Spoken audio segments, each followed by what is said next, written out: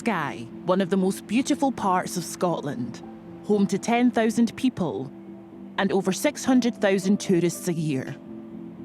Being a paramedic here in a large and sparsely populated landscape is very different from working in urban areas.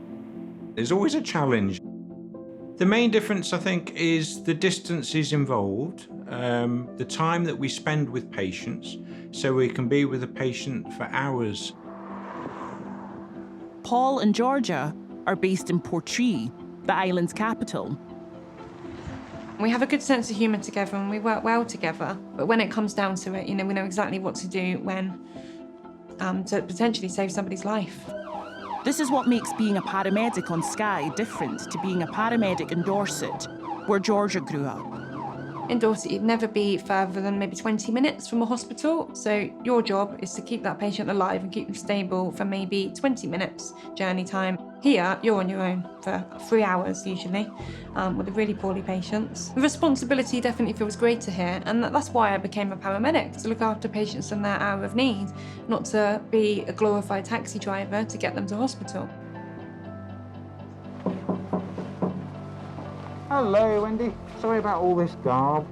The patient, Wendy, is well enough to stand and walk. If you're already stood up and walking around, do you want to come straight on the ambulance? But COVID has left her weak and could be the cause of the suspected embolism.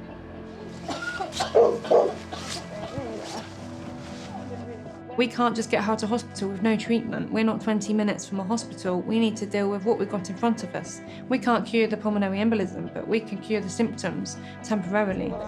Despite her obvious discomfort, an electrocardiogram reveals no immediate concerns with Wendy's heart.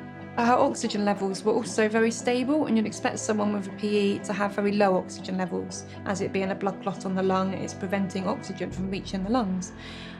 However, not all patients are textbook at all, and if you wait for a textbook case, you'll miss something.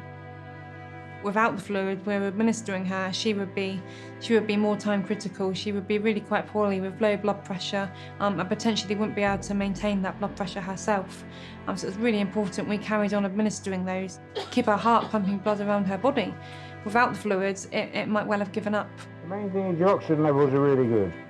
All right, so take some comfort from that. I've not got a wheeze or anything, which is good as well. We like to rule out the worst case scenario first and then work down, okay? I didn't want to give her the false impression that she wasn't suffering a life-threatening emergency, because she could well have been. However, it's still very important to put her mind at rest, to be very diplomatic about that. We didn't want to cause any more anxiety than she was already suffering. With Wendy now cannulated and able to receive fluid to stabilise her blood pressure. Right, let's get this cover off. The paramedics make their preparations for the 130-mile journey. Time remains critical for Wendy.